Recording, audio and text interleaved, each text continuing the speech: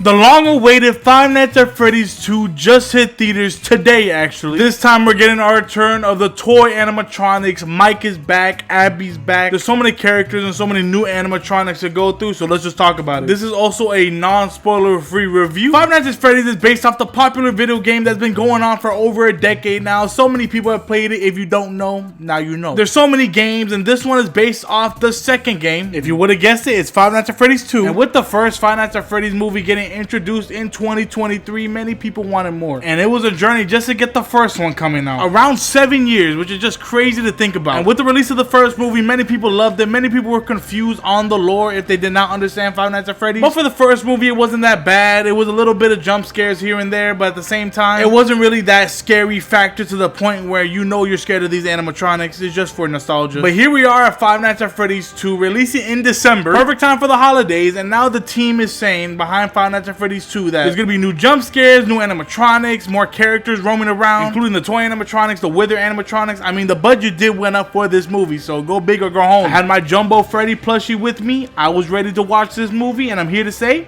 they kept their word. I know there's a lot of lore behind Five Nights at Freddy's 2. This is the first location that was open. And there's many Five Nights at Freddy's fans that will get the reference to the movie, of course, because it's literally based off the game. I played these games before, No Squid Game. I've seen the theory videos. I've seen the first movie. And if you're a fan of the lore, you're going to love this movie. Maybe even a little bit more than the original. Remember how I said they were going to go more scarier? They did go scarier to up the limit that they can because this movie is still PG-13. I understand why, but at the same time, we would love a rated R version of Five Nights at Freddy's to the players who played the game throughout their childhood, maybe one day. But as of right now, by watching this movie, you could tell that, you know, the kills are a little bit up there, but at the same time, you don't see them. I mean, there is a lot of jump scares, so be prepared for that. I mean, for example, at the beginning, you could tell there's a little bit of backstory within the first Five Nights at Freddy's location. And I mean, Springtrap, William Afton himself, hey, he did his thing. He did his thing. Matthew Lillard, I see you. I see you. Blumhouse have really stated that Five Nights at Freddy's, these movies are for people that know the game. They know what's going on. People have been coming up with theories. People have been reading the books. They know the lore behind everything. And it's good that Blumhouse decided to say, you know what?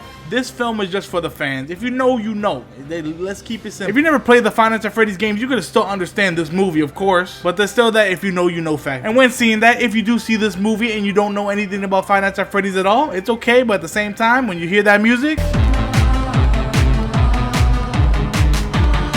it's just absolute cinema. They did use it again in this one, which honestly, what can you top that with? What most scared me throughout the whole movie was the marionette. I feel like that puppet is just so scary. Some of the stuff you see in this movie, you've seen throughout the entire trailer already, but then there is some stuff that they leave out, which, you know, is really important to the story and also pretty good. They did change up the puppet just a little bit with how some mechanics are. There are some special cameos in this movie. If you know, you know. This is just all this movie is. If you know, you know. That's the theme. My theater was reacting like crazy. I'm pretty sure your theater will probably react the same way because it's just good being a Five Nights at Freddy's fan right now. Right now, it's just a mix of reviews right now. You're probably hearing bad reviews or even good reviews. Me personally, I enjoyed it maybe because I know the lore, but I feel like if you don't know the lore, it's just very confusing at the end of the day. Let's just say you bring a friend and this friend doesn't know anything about Five Nights at Freddy's, seen the first one, thought it was really cool, wants to see the second one. You go see this second one and it seems like there's missing so much lore that you should already know previously. And there's some things that they reference a lot of. If you know, you know. But then if you don't know anything about the games, it's just very confusing. And I feel like that's why a lot of people right now are just debating whether or not this movie is good because it just depends on your knowledge on this video game. I mean, there's millions, and I mean millions of Five Nights at Freddy's fans that will probably explain it, but at the end of the day, you want to go see it firsthand. It'll probably get really confusing throughout the other movie because there might be a third one. And speaking about that third movie, if this movie does really well, they will do a third movie. Matthew Lillard confirmed it. He wants to be a part of that because that third movie, Springtrap, is all around it. That is just a Springtrap movie. I mean, Matthew Lillard is a great actor, but then we can't really see anything because his character is just so hidden within the first two games. I want to see more of Matthew Lillard's character, the Yellow Rabbit, Springtrap, however you want to call it. I mean, this is just what Five Nights at Freddy's is. It just gets scarier and scarier until you just want to call it. I mean, for example, Ski Ulrich, his character, you don't really get to know him really throughout the whole movie until the very end because there is like a voicemail and a post-credit scene. No visual for the post-credit scene, by the way, but then I realized that you listen to that voicemail, you go more in depth with him as a character in the voicemail than you do the actual physical movie. I wish we just got more of Skeet Ulrich's character. He's iconic anyways. And of course, it just goes into the lore. If you're a fan, you're a fan. But when it comes to the more horror aspect, I feel like they could have done a little bit more. It's just that, I know it's PG-13 and they're holding back so much potential. It's killer robots that we know and love. There's a budget, there is fans, there is people who want a rated R version of this movie, myself included. When it comes to the factor of it being a PG-13 movie, I feel like it just holds it back to where you know what they're doing, but at the same time they can't really reveal it because it's just that PG-13 rating. I mean, look, if they do the Five Nights at Freddy's 3, I would love to see a highly more advanced version of these kills. It's Five Nights at Freddy's 3, it's Springtrap's big movie, you gotta go out with a bang. If many people are gonna say that this movie deserves to be rated R, I hopefully think that this could actually happen with Five Nights at Freddy's 3, because at the end there is a post-credit scene, and then towards the end you realize what they're gonna do in the third movie if that actually goes get greenlit. Universal, Blumhouse, please, if we get this rated R movie,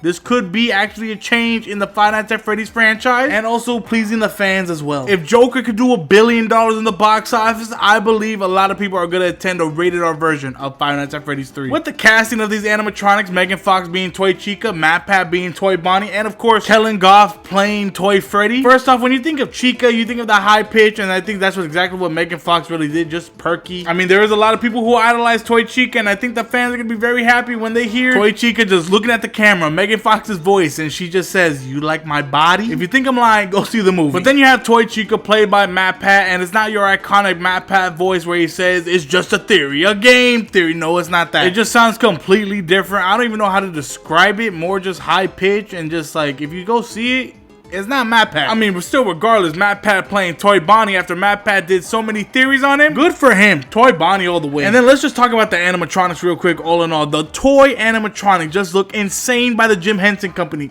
Bravo. I mean, I would be scared if I saw a toy animatronic just walking up to me and giving me a hug. I mean, someone getting slapped. Toy Freddy, I'm looking at you. But it just seems like Five Nights at Freddy's 2 overall was just a great movie to go off of, if you know the lore, of course. And if you don't know it, I would still recommend go seeing this movie because it's just a fun movie to watch overall with your friends, family, maybe a jumbo Freddy plush that you probably have and probably watch the movie with. What? If you're interested in seeing a movie on a Friday night, this is probably one of the movies to get. It's been 2 years ever since we've seen the animatronics on the big screen, and of course Springtrap. It just feels like a good place to start off a third movie. I really want that third movie. Make it rated R, please. The horror aspect, I'm gonna give it a solid 6 out of 10. They did have some parts where it did kind of scare me with unknowingly, and then you get some parts where you know it's coming. The third film, I want to be jump scared without even knowing. That's what the point is, jump scare. The comedy aspect is pretty good. Hidden jokes here and there, little Easter eggs that you can figure out and be like just a little chuckle. A little 5 out of 10 right there. The build up isn't really that much, but at the same time you can still anticipate it, so I guess it deserves a little score, like a 3. But at the end of the day, this is just a solid like 6.5 out of 10. Very recommend to go see it regardless if you're a fan or not. It's just a movie. If you're with your friends right now and you want to go see a movie, Five Nights at Freddy's 2, what is going to be wrong with it? I really hope they do make a Five Nights at Freddy's 3, but let me know in the comments below, what do you think of Five Nights at Freddy's 2? Have you seen it? What are your thoughts and opinions about it? Let me know in the comments below. But if you like this video, make sure to hit that like and subscribe button. I love you all. If you're a fan of the channel, make sure to hit that link in the description because there is a Blockbusterguyy Clips channel where we just talk about news that doesn't need to be a full video, but it's still newsworthy. And of course, you can't forget about the 12 days of Blockbuster coming very soon, the 13th through the 25th. Get ready. So if you want to keep up to date, subscribe to the channel. I love you all, and of course, have a good one and take care.